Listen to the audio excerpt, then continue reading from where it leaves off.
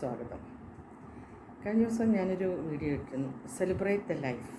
അപ്പോൾ കുറേ പേര് അതിൽ കമൻ്റായിട്ടും എന്നോട് നേരിട്ട് വിളിച്ചും ചോദിച്ചു, അത് അത് എങ്ങനെയാണ് എഴുതിയത്, സ്വന്തം അനുഭവമാണോ, ഇങ്ങനെയൊക്കെ ചോദിച്ചിരുന്നു. എന്തായാലും നമ്മളൊരു വീഡിയോ ഇടുമ്പം സ്വകീയങ്ങളായ അനുഭവങ്ങളും ഭാവനകളും ഒക്കെ ഉണ്ടാവും. പക്ഷേ അത് ഞാൻ നേരത്തെ എന്നോട് പറഞ്ഞിട്ടുണ്ട്, ഞാൻ മാടായി കോളേജിൽ പ്രിൻസിപ്പളായിരുന്നു. അവിടുന്ന് റിട്ടയർ ചെയ്തതിന് ശേഷം ഇപ്പോഴും ഒരു പ്രൈവറ്റ് കോളേജിൽ കണ്ണൂരിലെ പ്രിൻസിപ്പളായിട്ട് വർക്ക് ചെയ്യുന്നുണ്ട്. അപ്പോൾ അവിടെ പാരൻസ് മീറ്റ് നടത്താറുണ്ട്. ഇപ്പോൾ നിങ്ങൾക്കറിയാം, അത് 4 ഇയർ പ്രോഗ്രാമാണ്, സെമസ്റ്റർ സിസ്റ്റമാണ്. ഓരോ സെമസ്റ്റർ എക്സാമിന് മുമ്പ് നമ്മൾ പാരൻസ് മീറ്റ് ക്ലാസ് വൈസാണ് നടക്കുന്നത്. അപ്പോൾ ആ ക്ലാസ്സിലെ സ്റ്റുഡൻസും അവരുടെ പാരൻസിനെ ഇരുത്തിക്കൊണ്ടാണ് സംസാരിക്കുന്നത്. അപ്പോൾ നമ്മൾ സംസാരിക്കുമ്പോൾ അവരുടെ എല്ലാ കാര്യങ്ങളും, വ്യക്തിപരമായ കാര്യങ്ങൾ, അവർക്ക് വീട്ടിലുള്ള പ്രശ്നങ്ങളുണ്ടെങ്കിൽ അത് എല്ലാ കാര്യങ്ങളും ഓരോരുത്തരായിട്ട് വന്നിട്ട് സംസാരിക്കും.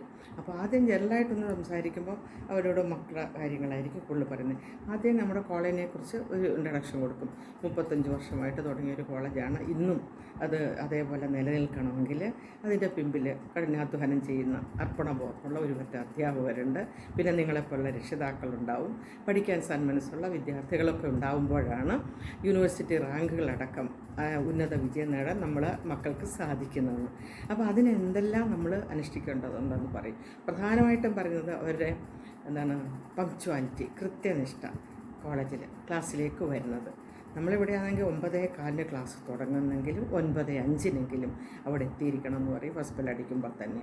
അപ്പോൾ ഓടിച്ചാടി വന്നിട്ട് ക്ലാസ്സിലിരുന്ന് പഠിക്കാനുള്ള ഒരു വിഷമമായിരിക്കും.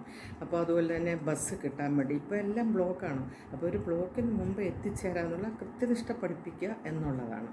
പിന്നെ അതിനുശേഷം അവിടെ വന്നു കഴിഞ്ഞാൽ അവരുടെ അറ്റൻഡൻസ് എടുക്കും. ഓരോ പീരീഡ് കഴിയുമ്പോഴും അറ്റൻഡൻസ് എടുക്കാറുണ്ടാവും. കാരണം കുട്ടികൾ പുറത്തേക്ക് പോകുന്നു, എവിടെ പോകുന്നു എന്നുള്ളതിന് ഉത്തരവാദിത്വം പാരൻസിനേക്കാൾ ഒരുപക്ഷെ കോളേജിൽ എത്തിക്കഴിഞ്ഞാൽ നമുക്കാണ് എന്നുള്ളത് കൊണ്ടാണ്. അപ്പോൾ അതിന് ശേഷം ഓരോ ദിവസവും അവരുടെ അറ്റൻഡൻസ് അല്ലെങ്കിൽ അവർ ലീവ്, അതിൻ്റെ ഡീറ്റെയിൽസ് അവർ പാരൻസിനെ അറിയിക്കുന്നതാണ്. അപ്പോൾ ഇങ്ങനെയൊക്കെ ഓരോ കാര്യങ്ങൾ നമ്മൾ പറയുമ്പോഴും പിന്നെ എക്സാമിനെക്കുറിച്ച്, അവരുടെ ഹാൻഡ് റൈറ്റിങ്ങിനെക്കുറിച്ച് വ്യക്തമായിട്ട് നീറ്റായിട്ട് ലെജിബിളായിട്ട് എഴുതണം. എന്നാൽ മാത്രമേ മാർക്ക് കിട്ടുള്ളൂ. പിന്നെ സ്പേസ് വിട്ടിട്ട് വേണം എഴുതാൻ, മാർജിനൊക്കെ ഇട്ട് ഭംഗിയിൽ എഴുതണം. അപ്പോൾ ഇതെല്ലാം ഫസ്റ്റ് ഇയറിൽ തന്നെ നമ്മൾ പറഞ്ഞു കൊടുക്കുമ്പോൾ ആ ഒരു ശീലം അവർക്കുണ്ടാവും. പിന്നെ അത് കഴിഞ്ഞിട്ട് അവരോട് പറയുന്നത്, നമ്മുടെ കുട്ടികളെ പിന്നെ മൊബൈൽ യൂസ് ചെയ്യുന്ന കാര്യം എപ്പോഴും പറയാറുണ്ട്. മൊബൈലൊന്നും കൊടുത്തയക്കേണ്ടത് ഇപ്പം പറയാൻ പറ്റില്ല, കാരണം പലപ്പോഴും മൊബൈൽ യൂസ് ചെയ്യേണ്ടി വരും ക്ലാസ്സിലാണെങ്കിലും. പക്ഷെ അത് വിത്ത് പെർമിഷൻ മാത്രം, ഇല്ലെങ്കിൽ കണ്ടു കഴിഞ്ഞാൽ ഫൈൻ ഇടുമെന്നൊക്കെ പറയും. ഇപ്പം മൊബൈലില്ലാതൊന്നും പഠിക്കാൻ പറ്റില്ല, പ്രത്യേകിച്ചും കൊറോണ കഴിഞ്ഞാൽ മുതലുള്ളത്. അപ്പം നമ്മൾ കോളേജിൽ എത്തിക്കഴിഞ്ഞാൽ പറയാറുള്ളതെന്ന് വെച്ചാൽ, അവർ മക്കളുടെ കൈ പിടിച്ച് വരുമ്പോൾ അവരുടെ ആഗ്രഹങ്ങൾ, അവരുടെ പ്രതീക്ഷകൾ, അതിനോടൊപ്പം മക്കളോടൊപ്പം അതുകൂടാണ് തരുന്നത്, ഫീസ് മാത്രമല്ല. തീർച്ചയായിട്ടും അവരുടെ ആഗ്രഹങ്ങൾ കുറച്ചെങ്കിലും നിറവേറ്റി കൊടുക്കാൻ കോളേജും പ്രതിജ്ഞാബദ്ധരാണ്. അതുകൊണ്ടാണ് നമ്മളിങ്ങനെ ഓരോ കാര്യങ്ങൾ ശ്രദ്ധിക്കുന്നതും ഇടയ്ക്കിടെ പാരൻസ് മീറ്റ് വെക്കുന്നതും. അപ്പോൾ ഏറ്റവും പ്രധാനമായിട്ടുള്ളത് എന്താണെന്ന് വെച്ചാൽ, നമ്മൾ പറയുന്നത് അവരെ ജീവിതം പഠിപ്പിക്കും, ജീവിക്കാൻ പഠിപ്പിക്കും, അവർക്ക് ജീവിത മൂല്യങ്ങൾ അവരിൽ നിറയ്ക്കാൻ പഠിപ്പിക്കും. അത് തീർച്ചയായിട്ടും അച്ഛനമ്മമാരാണ് ആദ്യത്തെ ഗുരുക്കളെങ്കിൽ അവിടുന്ന് പഠിക്കണം. അതിനുശേഷം കോളേജോ സ്കൂളോ എന്നുള്ള അധ്യാപകർ, മാതാപിതാ, ഗുരു, ദൈവം, അല്ലേ, ഇവരിൽ നിന്നാണ് കിട്ടേണ്ടത്. പിന്നെ കുറേ ഭാഗങ്ങൾ അവർക്ക് ജന്മനാ കിട്ടുന്നതാണ്, അച്ഛൻ്റെ അമ്മയുടെ ജീനുകളിൽ നിന്ന്. നമുക്കെല്ലാം ഒന്നും ഇങ്ങനെ നമുക്കൊരു പക്ഷേ പഠിപ്പിച്ച് കൊടുക്കാൻ പറ്റില്ല. അപ്പോൾ ജന്മനാ കിട്ടുന്ന കുറേ ജീവിത മൂല്യങ്ങളുണ്ടാവും, അല്ലേ, കാര്യങ്ങളുണ്ടാവും. പിന്നെ ബാക്കി കിട്ടുന്ന അവർ പഠിക്കുന്ന വിദ്യാഭ്യാസ സ്ഥാപനത്തിൽ നിന്ന്, ഗുരുമുഖത്ത് നിന്ന് പറയാൻ സാധിക്കും. നന്നായിട്ട് പഠിപ്പിക്കുന്നവരെ പഠിപ്പിക്കുക മാത്രമല്ല ചെയ്യുന്നത്, ഈ സിലബസിനപ്പുറം ജീവിതത്തെക്കുറിച്ചൊക്കെ പഠിപ്പിക്കുന്നവരാണ് കൂടുതലും. പിന്നെ അതിനുശേഷം നല്ല ഫ്രണ്ട്സ് ആയിരിക്കണം എന്ന് പറയും. ബാക്കിയുള്ള ഫ്രണ്ട്സിൽ നിന്നാണ് 3/1 ഭാഗം. അപ്പോൾ നല്ല ഫ്രണ്ട്സ് അല്ലെങ്കിൽ മറ്റേ മയക്കുമരുന്നിനൊക്കെ അടിമയായിട്ടുള്ള ഒരു ഫ്രണ്ടിനെ കിട്ടിയെങ്കിൽ ആ മോൻ്റെ ജീവിതവും, പ്രത്യേകിച്ച് പെൺമക്കളെയല്ല നമ്മൾ കൂടുതൽ പറയുന്നത്, ആൺകുട്ടികളെ കുറിച്ചാണ്. അവരുടെ ജീവിതം തകർന്നു പോകും. പെൺകുട്ടികൾ കുറച്ച് പഠിക്കാനൊക്കെ ഒരു താല്പര്യമൊക്കെ ആയിട്ട് വരുന്നുണ്ട്, ജീവിതം മനസ്സിലാക്കി തുടങ്ങുന്നുണ്ട്. അപ്പം ഈ ആൺകുട്ടികളോടാണ്, പ്രത്യേകിച്ചും ആൺകുട്ടികളല്ല, 2 പേരോട് പറഞ്ഞു കഴിഞ്ഞാലും. പിന്നെ അതിനുശേഷം നമ്മൾ പറഞ്ഞ്, ഒരു പക്ഷേ നല്ല വീട്ടിൽ ജനിക്കാനുള്ള ഭാഗ്യം കിട്ടിയിട്ടില്ല, അച്ഛൻ മദ്യപാനിയായിരിക്കാം, അല്ലെങ്കിൽ അമ്മയെ വിട്ടിട്ട് പോയിട്ടുണ്ടാവും. പക്ഷേ അതുപോലെ തന്നെ നല്ല വിദ്യാഭ്യാസത്തിന് ഒരു നല്ല കോളേജിൽ പോകാൻ പറ്റിയിട്ടുണ്ടാവില്ല. എങ്കിലും അവന് കണ്ടും കേട്ടും കൊടുത്തും മനസ്സിലാക്കിയും നല്ല വിദ്യാഭ്യാസം നേടും, നല്ല ജോലി നേടും. അങ്ങനെയൊക്കെയുള്ള മക്കളും ഉണ്ടാകാറുണ്ട്. അപ്പോൾ ഇങ്ങനെ 4 തരത്തിലുള്ള ജീവിതങ്ങളിലൂടെയാണ് നമ്മൾ കടന്നു പോകുന്നത്. പിന്നെ അവരോട് മക്കളോട് പറയാനുള്ളതെന്ന് വെച്ചാൽ ചിലർക്ക് ഭയങ്കര വിഷമമുണ്ടാകും. അത് അമ്മമാർ തന്നെ രഹസ്യമായിട്ട് ഒരു പക്ഷേ നമ്മളെ വിളിച്ചിട്ട്, പിന്നെ എന്നോട് പ്രിൻസിപ്പൽ എന്നുള്ള നിലയിലും ഒരു ലേഡി എന്നുള്ള നിലയിലും പല കാര്യങ്ങളും രഹസ്യമായിട്ട് അവർ പറയാറുണ്ട് ഫോണിലൂടെ ആയാലും. അപ്പം മോനോട് പറയരുതെന്നൊക്കെ പറഞ്ഞിട്ടായിരിക്കും പറയുന്നത്. അവന് ഈ ഒരു വീട്ടിൽ ജനിച്ചുകൊണ്ടാണ് അവനൊന്നും കിട്ടാതെ പോയത്, ഇങ്ങനെയൊക്കെ പറഞ്ഞിട്ട് അമ്മയോട് വഴക്കിടും പോലും. ഞാൻ പറഞ്ഞിട്ടല്ലല്ലോ എന്നെ ജനിപ്പിച്ചത്, ഇങ്ങനെയൊക്കെ പറയുമ്പോൾ അത് കേൾക്കുമ്പോൾ വിഷമം തോന്നുന്നു. കാരണം പല വീട്ടിലെയും അച്ഛന്മാരൊന്നും അധികം പണിയെടുക്കുന്നവരോ ഒന്നും കൊടുക്കുന്നവരായിരിക്കില്ല, മദ്യപാനികളായിരിക്കും, ഒന്നുകിൽ ഭാര്യയെ വിട്ടിട്ട് പോയവരായിരിക്കും, അല്ലെങ്കിൽ ഭർത്താവ് മരിച്ചവരായിരിക്കും, അല്ലേ? ആ ഒറ്റപ്പെട്ടുള്ള ജീവിതം വിഷമകരമായിരിക്കും. അപ്പോൾ അത് പറയുമ്പം ആ മക്കളോട് ജനറലായിട്ട് ഞാൻ പറയാറുണ്ട്. കാരണം നിങ്ങൾക്ക് ഈശ്വരൻ ഒന്ന് നിശ്ചയിച്ചിട്ടുണ്ട് നിങ്ങൾ ഏത് വീട്ടിൽ ജനിക്കണം, ഏത് അച്ഛൻ്റെ അമ്മയുടെയും മക്കളായിട്ട് ജനിക്കണമെന്നുള്ളത്. അത് തന്നെയാണ് നിങ്ങൾക്ക് കിട്ടിയിട്ടുള്ളത്.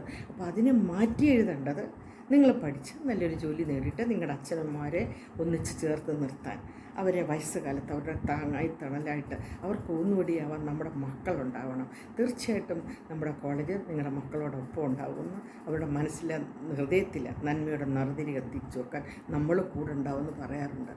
പിന്നെ ഈ മീറ്റിംഗ് എല്ലാം കഴിഞ്ഞിട്ട് പല അമ്മമാരും എന്നിട്ട് വിഷമത്തോടെ പറയാറുണ്ട്, അമ്മക്കുട്ടികളുടെ കാര്യമാണ് അധികം. ഈ പെൺകുട്ടികളെ കുറിച്ചൊന്നും അധികം കംപ്ലയിൻറ്റ് നമ്മുടെ കോളേജിൽ വരാറില്ല. എന്നിട്ട് പറഞ്ഞാൽ അവരങ്ങ് എല്ലാം പഠിച്ച് മിടുക്കുകളൊന്നും ആണെന്നല്ല, പക്ഷേ തെറ്റുകളൊക്കെ കണ്ടാൽ നമ്മളത് തീർച്ചയായിട്ടും പ്രതികരിക്കും. ഇപ്പോൾ കഴിഞ്ഞ ദിവസം തന്നെ ഒരു പെൺകുട്ടിയുടെ കയ്യിൽ ലക്ഷങ്ങൾ വിലയുള്ള ഐഫോൺ കണ്ടു. ഈ ഐഫോണൊന്നും നമ്മൾ ഉപയോഗിക്കില്ല. ഞാൻ തന്നെ ഒരു വീഡിയോ പിടിക്കാൻ വേണ്ടി സാധാരണ ഉപയോഗിക്കുന്ന ഒരു ഫോൺ തന്നെയാണ് ഉപയോഗിക്കുന്നത്. ഒരു ഐഫോൺ വാങ്ങാൻ പറ്റാത്തത് കൊണ്ടൊന്നും അല്ല, ഇത് മതി ജസ്റ്റ് ഫൺ മോർ എന്ന് വിചാരിച്ചിട്ട് തന്നെ. അപ്പോൾ അന്വേഷിച്ചപ്പോൾ മനസ്സിലായി അച്ഛൻ മരിച്ചുപോയ കുട്ടിയാണ് പെൺകുട്ടി, അമ്മ ബെഡ്റൺ, അമ്മമ്മയാണ് വല്യമ്മയും കൂടെ ചേർന്നിട്ടാണ് ഇവളെ പഠിപ്പിക്കുന്നത്. അപ്പോൾ ഇത്ര വിലയുള്ളൊരു ഫോൺ ഇവൾക്ക് കിട്ടണമെങ്കിൽ, അത് ഇത്രയും വാങ്ങിക്കൊടുക്കണമെങ്കിൽ അതിൻ്റെ പിന്നിൽ ആരാണ്? അമ്മയോട് ശ്രദ്ധിക്കാൻ പറഞ്ഞിട്ടുണ്ട്. കാരണം നമ്മൾ ശ്രദ്ധിക്കുന്നൊരു ലിമിറ്റുണ്ട്. കാരണം ബസ് സ്റ്റോപ്പ് വരെ, കോളേജിൽ നിന്ന് ബസ് സ്റ്റോപ്പ് വരെ ഡ്യൂട്ടിക്ക് ടീച്ചേഴ്സ് ഉണ്ട്. അപ്പോൾ അവർ കയറിയാലും കാണുമ്പോൾ അവിടെ ഇവിടെ ഓടി നിന്നിട്ട് 5-5:30 വരെ അവിടെ നിൽക്കും. അപ്പോൾ നമുക്കെല്ലാം അവരോട് പറയുന്ന ലിമിറ്റുണ്ട്. ഇത് കോളേജല്ല, ഇത് നമ്മൾ വഴിയാണെന്ന് പറഞ്ഞു കഴിഞ്ഞാൽ നമുക്ക് പറയാനുള്ള ആൻസർ ഉണ്ടാവില്ല. പക്ഷേ ഇതെല്ലാം കണ്ടു കഴിഞ്ഞാൽ അധികവും പേരൻസിനെ ഒന്ന് വിളിച്ചറിയിക്കും. കാരണം നമ്മൾ അറിയിച്ചിട്ടില്ല എന്ന് പറയരുതല്ലോ. പിന്നെ പക്ഷേ ഇങ്ങനെയൊക്കെ പറയുന്നതിനിടയ്ക്കും ഈ അമ്മമാരും ഒന്ന് കരയുമ്പോൾ ഞാൻ അവരെ സമാധാനിപ്പിക്കും. അപ്പോൾ അവരെ കരച്ചിലും വിഷമം വരുന്നതിനും എന്താണെന്ന് ചോദിച്ചാൽ അച്ഛനല്ലെങ്കിൽ ഉപ്പ അവരെ സഹായിക്കാനില്ല. ഉപ്പമാരല്ല അധികം അച്ഛനെക്കുറിച്ചാണ് കംപ്ലയിൻറ്റ് പറയുന്നത്. അപ്പോൾ അച്ഛനൊന്നും സഹായിക്കാനില്ല, വിട്ടിട്ട് പോകുന്നു, ജോലിയില്ല, ജോലി എടുക്കില്ല, അല്ലെങ്കിൽ ചെറിയ അസുഖമാണെന്നും പറഞ്ഞിട്ട് അവിടെ ഇരിക്കുമെന്ന് പറഞ്ഞിട്ടാണ് അമ്മ കരയുന്നത്. കഴിഞ്ഞ ദിവസം ഒരമ്മ അങ്ങനെ കരഞ്ഞു കഴിയുമ്പോൾ എനിക്കും കൂടെ കരച്ചിൽ വന്നു. അപ്പോൾ നമുക്കറിയാമല്ലോ. അപ്പോഴാണ് ഞാൻ ആ മോനെ വിളിച്ചിട്ട്, അപ്പോഴാണ് മോനോട് എല്ലാ കാര്യങ്ങളൊക്കെ പറഞ്ഞു. പക്ഷേ മോൻ വരുന്നതിന് മുമ്പ് അമ്മ ഒന്നുകൂടെ പറഞ്ഞിരുന്നു, അമ്മ സ്വന്തം അമ്മമ്മയുടെ വീട്ടിൽ, ഒരു ഏച്ചിയുടെ വീട്ടിലാണ് ജോലിക്ക് പോകുന്നത്, വീട്ടുപണിയാണ്. അപ്പോൾ വീട്ടുപണി ചെയ്തിട്ട് രാവിലെ മോൻ്റെ 2 ആൺകുട്ടികളാണ്, ആൺകുട്ടികളുടെ കാര്യമെല്ലാം ചെയ്ത് കഴിഞ്ഞിട്ട് പോകുമ്പോൾ ഭക്ഷണം ഉണ്ടാക്കിയിട്ട് പോയിട്ടാണ് ഈ വീട്ടിലെ കാര്യങ്ങൾ എല്ലാം വൈകുന്നേരം ഒരുപക്ഷെ സന്ധ്യയാവും തിരിച്ചു വരാൻ. ഒരു പക്ഷേ ഉണ്ടെങ്കിൽ മക്കൾക്കുള്ള ഭക്ഷണമൊക്കെ ആയിട്ടാണ് വരുന്നത്. ഭക്ഷണം കൊണ്ടെന്ന് പറഞ്ഞാൽ മോന് ദേഷ്യമാണ്, കാരണം വീട്ടിലുണ്ടാക്കുന്നത് മതിയെന്നുള്ളതാണ് പറയുന്നത്. ആ വീട്ടിൽ അതുപോലെ പറയുമ്പോഴും ഒരു ജോലിക്കാരിയെ പോലെ തന്നെ കാണുന്നു. സ്വന്തം വീടാണ്, ആലോചിച്ച് ആ കുടുംബത്തിലാണ് ജനിച്ചു വളർന്നത്. ഓരോ സ്ത്രീയുടെ ജീവിതത്തെക്കുറിച്ച് ഞാൻ പറയുകയാണ്. അപ്പോൾ പറഞ്ഞാൽ അവിടെ ഗസ്റ്റ് വന്നാലൊന്നും പുറത്തേക്ക് വരരുത്. പിന്നെ അഥവാ പരിചയമില്ലാത്തവർ വന്നാൽ ജോലിക്കാരി എന്നാന്ന് പോലും പരിചയപ്പെടുത്തുന്നത് സ്വന്തം അനിയത്തിയെ. ഒന്ന് ആലോചിച്ച് നോക്ക്. ഇങ്ങനെയുള്ള കുടുംബങ്ങളും ഉണ്ട്. അവിടെ പണിയെടുത്തിട്ടാണ് ഈ മക്കളെ പഠിപ്പിക്കുന്നത്. ഈ മക്കൾ പഠിക്കാതെ വരുമ്പോഴുള്ള ആ അമ്മയുടെ ആദി വ്യാധി. ഒരു പക്ഷേ പേരൻസ് മീറ്റിൽ ചില അമ്മമാർക്ക് വരാൻ പറ്റില്ല. കാരണം തൊഴിലിടങ്ങളിൽ നിന്ന് അവിടെ ഏതെങ്കിലും തുണിയുടെ ഷോപ്പിലോ വേറെ എവിടെയെങ്കിലും ജോലിക്ക് വന്നാൽ അവർ ലീവ് കൊടുക്കില്ല, അല്ലെങ്കിൽ ലീവ് എടുക്കാൻ പറ്റാത്ത അവസ്ഥയുണ്ടാവും. അല്ലാ സമയത്ത് അവർ വരുമ്പോൾ അവരത്രയും വേദനയോടാണ് പറയുന്നത്. ഒരമ്മ എന്നോട് പറഞ്ഞതാണ്, കാരണം എൻ്റെ മോൻ അവൻ്റെ ഫ്രണ്ട്സുമായിട്ടൊക്കെ വീട്ടിലേക്ക് വരുന്നുണ്ട്, ബേക്കറിയിൽ നിന്ന് നല്ല സാധനങ്ങളൊക്കെ വാങ്ങും, അവരത് കൂൾ ഡ്രിങ്ക്സ് അത് ഇതൊക്കെ വാങ്ങി കുടിക്കും. എൻ്റെ മാം എനിക്ക് ഒരു പാക്കറ്റ് പാല് വാങ്ങിത്തരില്ല ചായ ഇടാൻ വേണ്ടിയെന്ന്. പക്ഷേ ഞാൻ ചെറിയ പണിക്കൊക്കെ പോയിട്ട് തൊഴിലുറപ്പിനാണ് പോകുന്നത്. അച്ഛനില്ല, തൊഴിലുറപ്പ് പണിക്ക് പോകുമ്പോൾ അവിടെ എല്ലാ ദിവസവും പണി ഉണ്ടാവില്ലല്ലോ. അപ്പോൾ ആ കിട്ടുന്ന പൈസ കൊണ്ട് വേണം അവന് ധൂർത്താണ്. അവനെ കണ്ടു കഴിഞ്ഞാൽ അങ്ങനെ ഒരു വീട്ടിൽ നിന്ന് വരുന്ന കുട്ടിയാണെന്നേ തോന്നാറില്ല. അത്രയും വിഷമത്തോടു കൂടിയാണ് പറയുന്നത്. പക്ഷേ അതിലും വ്യത്യസ്തമായിട്ട് നല്ല കുട്ടികളുമുണ്ട്. ഒരു കുട്ടി അവനെപ്പോഴും പോയാണ് എപ്പോഴും ഒറ്റയ്ക്കാണ് കാണുന്നത്. ബാക്കി എല്ലാവരും ഫ്രണ്ട്സുമായിട്ട് തോളത്ത് കഴിഞ്ഞിട്ട് അവിടെ ഇവിടെയൊക്കെ നടക്കുമ്പോൾ ക്ലാസ്സില്ലാത്തപ്പോഴും വരുമ്പോഴൊക്കെ കാണുമ്പോൾ ഇവൻ ഒറ്റയ്ക്ക് നടക്കുന്നുണ്ട്. അപ്പോൾ ഞാൻ വിളിച്ച് തൽക്കാലം പേര് പറയുന്നില്ല. ഞാൻ ചോദിച്ചു, നീ എന്താ പോലെ നീ എപ്പോൾ കാണുമ്പോഴും ഒറ്റയ്ക്കാണല്ലോ, എന്താ പറ്റി, നിനക്ക് ഫ്രണ്ട്സൊന്നുമില്ലേ? ആ ഫ്രണ്ട്സൊക്കെ ഉണ്ട്, പക്ഷേ എൻ്റെ ഉപ്പ ഗൾഫിലാണ്. ആ ഗൾഫിൽ അത്ര വലിയ ശമ്പളമൊന്നുമല്ല. എൻ്റെ വീട് ജോയിൻറ്റ് ഫാമിലിയാണ്, കാസർഗോഡുള്ള ഒരു സ്റ്റുഡൻ്റാണ്, ജോയിൻറ്റ് ഫാമിലിയാണ്. അപ്പോൾ ഈ ഉപ്പ അയച്ചു തരുന്ന പൈസ എൻ്റെ വീട്ടിലേക്കുള്ള ചിലവിനും എൻ്റെ പഠിപ്പിനും മാത്രമേ ഉണ്ടാവൂ. എന്തോ അവന് അഫിലിയേറ്റഡ് കോളേജിൽ കിട്ടിയതാ, പോകാൻ പറ്റാതെ വന്നപ്പോൾ നമ്മുടെ കോളേജിൽ ചേർന്നതാണ്. അല്പം മാർക്കിൻ്റെ കുറവ് കൊണ്ട് ചേരേണ്ടി വന്നു. അപ്പോൾ എനിക്ക് ഫ്രണ്ട്സിൻ്റെ കൂടെ ചേർന്നാൽ അവർ പാർട്ടിയൊക്കെ നടത്തും, സിനിമയ്ക്ക് പോവും, അവിടെ പോവും ഇവിടെ പോവും, അല്ലേ, എന്തെങ്കിലുമൊക്കെ അടിച്ച് പൊളിക്കാൻ പോകുമ്പോൾ ഞാനും അതുപോലെ ചിലവാക്കണ്ടേ? അതിനെൻ്റെ പൈസ ഇല്ല, അതുകൊണ്ട് ഞാൻ പോകാറില്ല. പക്ഷേ ഞാൻ ചെറിയ പണിയെടുത്തിട്ടൊക്കെ ചാരിറ്റി വർക്ക് ചെയ്യും. കാരണം അനാഥാലയങ്ങളിലൊക്കെ പൈസ കൊടുക്കാറുണ്ട്, അത് നമുക്കറിയാം, അതൊക്കെ ചെയ്യാറുണ്ട്.